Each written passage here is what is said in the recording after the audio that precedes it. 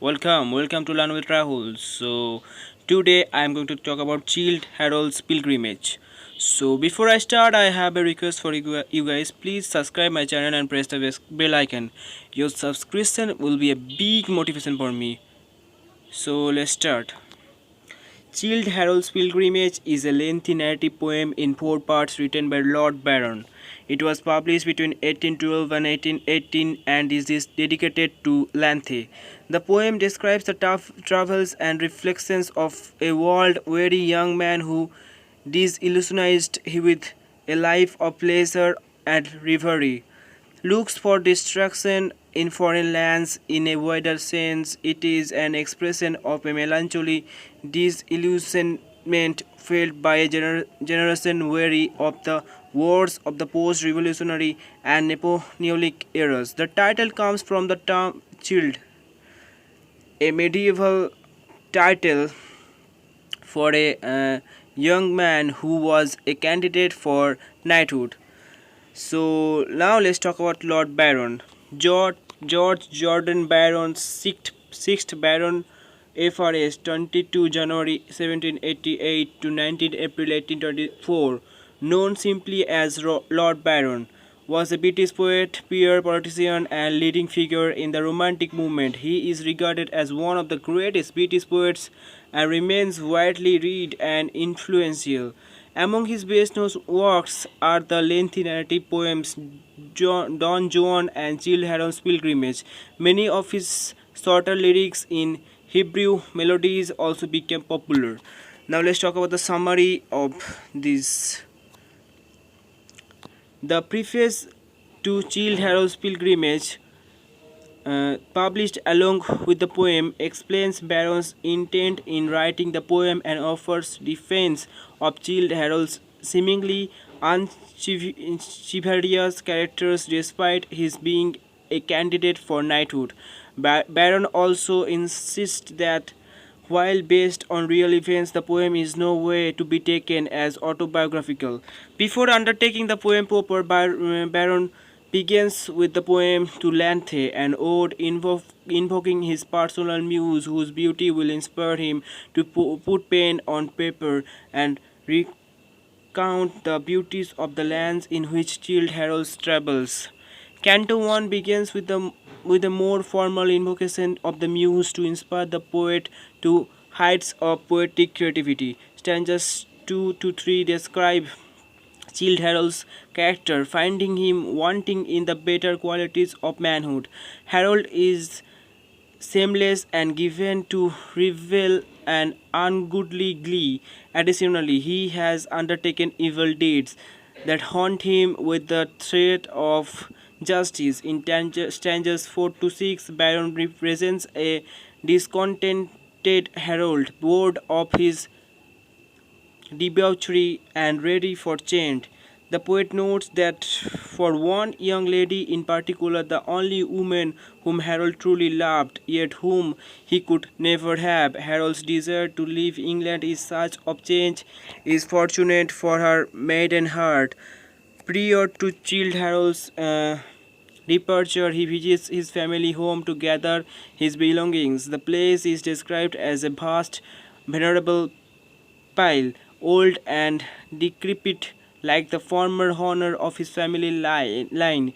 As he wanders through his ancestral mansion, Harold feels brief pangs of remorse at the memories he leaves behind at stanza 8, but soon shuts them off in favor of his departure. Stanza 9 describes how unloved and alone Harold truly is. His only companions are flatters and parasites who remain with him only so long as the money, food, alcohol, and women are available. Finally, Harold makes an abrupt farewell before his feelings for his mother and sister cause him to rethink his journey. Stanza 11 describes what Harold leaves behind: his house, his home, his heritage, his lands, and all women and wine that had so delighted him in the past. But these pleasures have grown stale on him, and he must move on. In stanzas 12, we see how Harold responds to the rock seas. He sets out upon. He nearly refrains of his desire to flee England, but he nonetheless remains silent while others sit and weep at the storm-tossed ship's chaos. Finally, the sea claims in stanzas 13, and when he thinks no one is listening, Childe Harold sings a song of farewell to his native land. This song goes for 10 stanzas, interrupting the poem for proper but giving Harold his strongest voice in all canto first. Having said his goodbyes, Harold passes the rest of the journey quickly and soon arrives in Portugal. Stanza 15 describes the beauty of Portugal as seen from a distance as well as its dangerous situation in relation to hostile Napoleon controlled France. Stanza 16 describes the political situation with England, a lax ally of Portugal in her struggle against the French.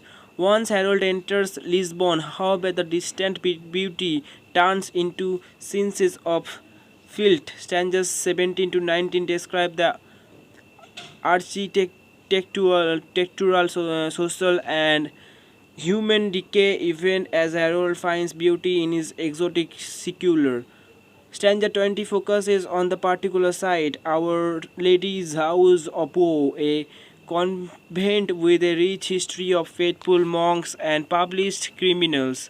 Nearby are several crosses, and the poet notes that the proximity of the convent may lead the viewer to think they are holy scenes, but they are actually the grave markers of victims who have been killed in the area. Stanzas 22 to 23 turn to the ruins of the landscape, conveying a tone of melancholy at the loss of glory throughout the land. Still, the speaker finds beauty in the desolation, if in no other senses than that they are monuments to former times. In stanzas 24 to 26, the poet turns his eyes to the much reviled Convention of Cintra, wherein the British authorities allowed it capture French soldiers to return to their homeland, their loot intact. The poem harshly criticizes the allies who would do this favor to enemies of Portugal and other European countries in politically charged times. In stanzas 27, Byron reminds the reader that these views belong to Childe Harold and so must be charged to his mind and not the poet's. Even so debauched a person as Harold is can see blatant injustice and feel anger at it. Stanza 27 begins with a moment of introspection on Childe Harold's part, but this moment of self evolution is brought to an abrupt stop as the young knight errant spurs his house onward across the countryside in stanza 28. He comes to Mafra and designs to slacken his pace long enough to think of the story state of Louisiana's luckless queen. In stanza 29, his journey continues, and at his freedom, Harold feels joy in traveling through here to four unknown lands. In stanzas 31 to 44, Byron focuses on Childe Harold's view of the situation in Spain, particularly on the battles recently fought on Spanish soil.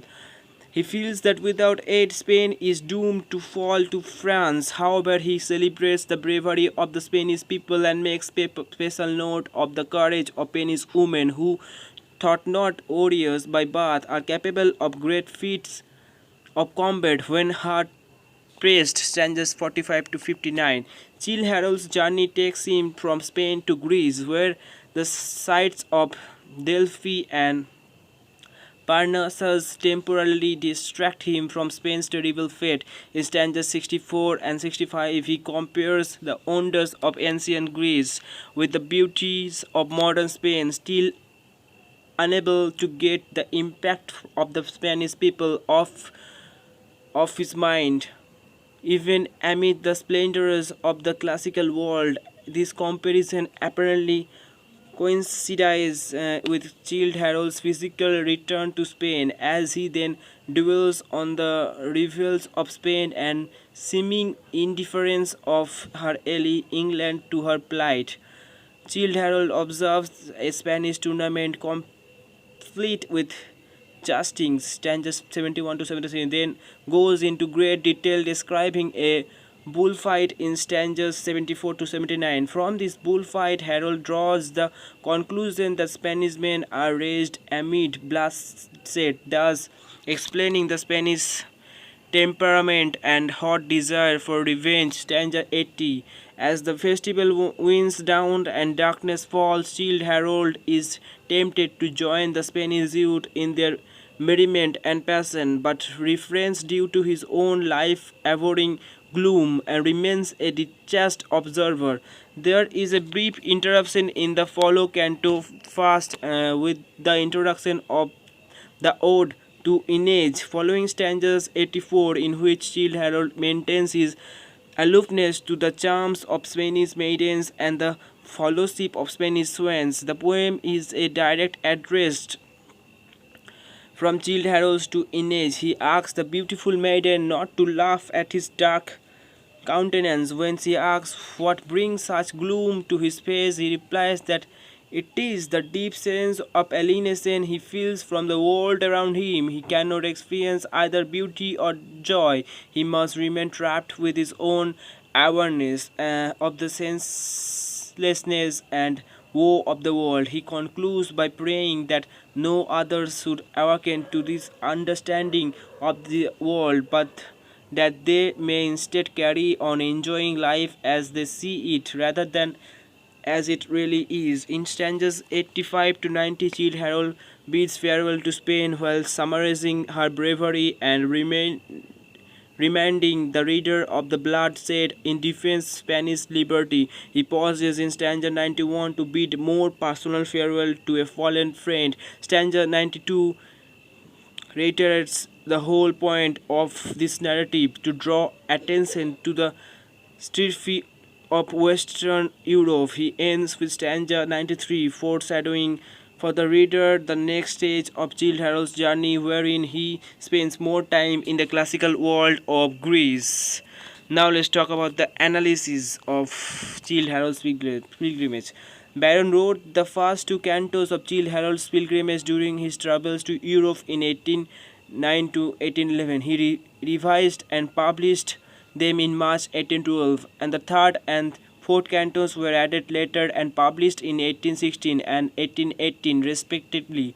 Byron envisaged Childe Harold's pilgrimage as a poetic travelogue of his experiences in Portugal, Spain, Greece, and Albania, areas of Europe not under Napoleon Bonaparte's direct control, as a record of his journey through lands in which war was an ever-present spectre. It is not surprising that much of the work meditates upon war, conquest, and violence in the name of one cause or another. The poem also reflects Byron's political views, particularly his support for Greek independence from Turkey, a cause for which he would eventually fight and die, and the very close to home incident of the Convention of Cintra, stanzas 24 to 26, in which the English politicians allowed enemy French soldiers captured in battle to return to France with their loot intact. Besides his politics, Byron also introduced his love for the East and his celebration of the people and places he encounters. The Ode to Lante refers to Lady Charlotte Harley, daughter of Lady Oxford. Both women were of amorous interest to Byron. Byron added to the ode in the seventh edition of Childe Harold's Pilgrimage in 1814. In Byron, a biography, Les Isles Merchant Writers. For Byron, it was a delightful situation indeed at the Oxfords. In addition to his charming mistress, he had the championship of her lovely daughters.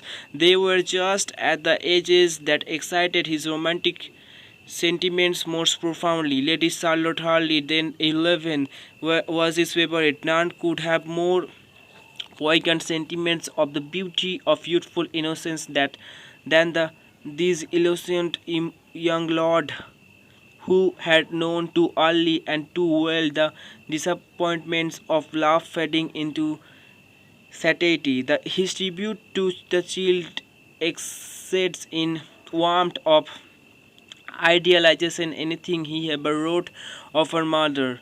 Nothing could be more glowing than the five stanzas to this young Peri to the west under the name of Lanthe, which he preferred to the 17th edition of Childe Harold.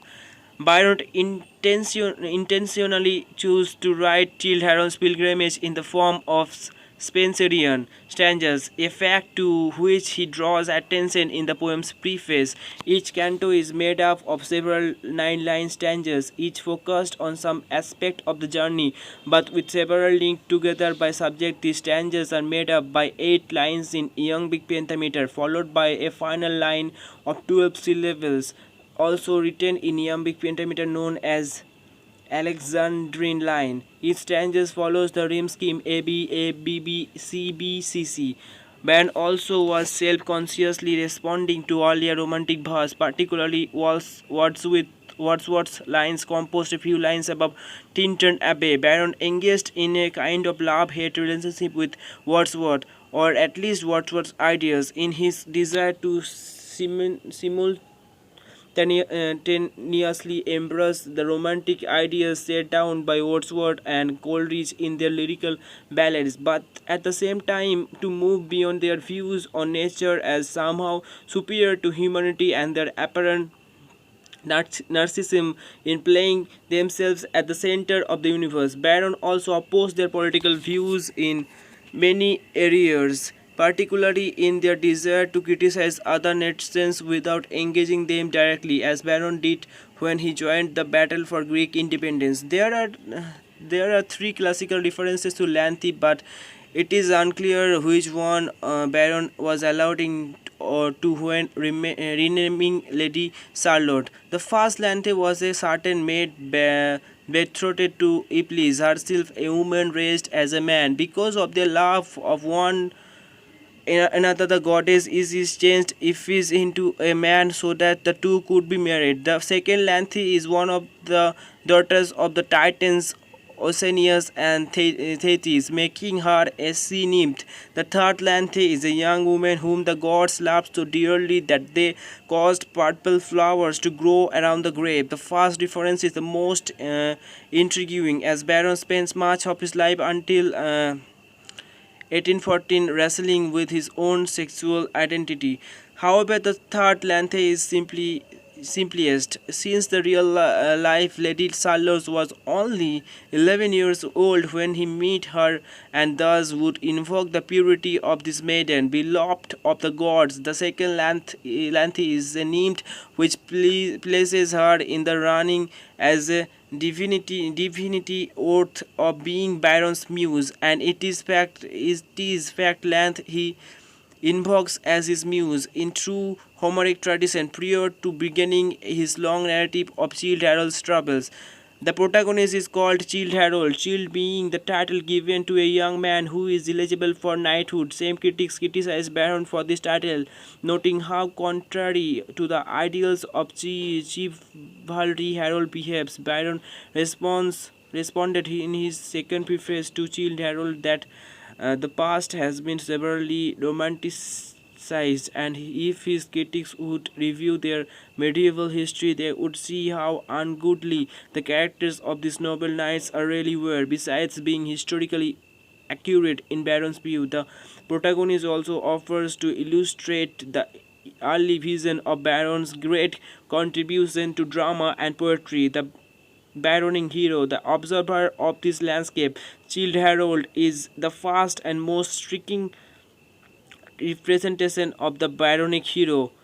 Childe Harold makes his journey to escape the pain and possibly the consequences of some unnamed sin committed in his homeland. He seeks respite and distraction in the exotic landscape of Europe. Thus, the first two cantos are primarily focused on poetic descriptions of the sights Childe Harold sees. Harold himself is almost invisible in much of the work, being a character through whom the reader gains his point of view, but who also does a little interact with the people of or events described. This aloofness would later become a staple of Byron's melancholy.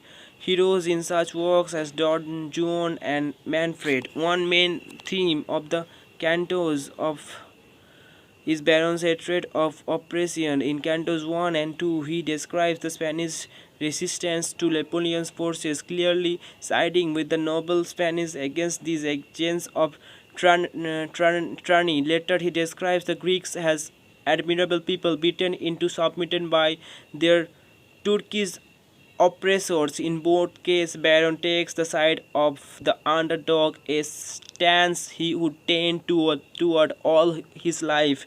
England was already allied with Spain against France, but even had she not been, Byron would likely have sided with the oppressed against the oppressor in any case. Indeed, William Flex notes that the poem is about the meaning of freedom in all its forms personal, political, poetic. Byron himself felt social oppression and suffering at the hands of classmates during his school years. Later in life, it turned into a general resistance to oppression, while not always consistent in his personal life. Byron would make this battle for independence and liberation central to his public persona through his poetry and political actions. So that's all for today, guys. I hope this video will be a big help for you. This is a very long video. It turns into I didn't have any ideas. So that's all. Don't forget to subscribe my channel and press the bell icon. So love you guys. Take care. Bye. Over and out.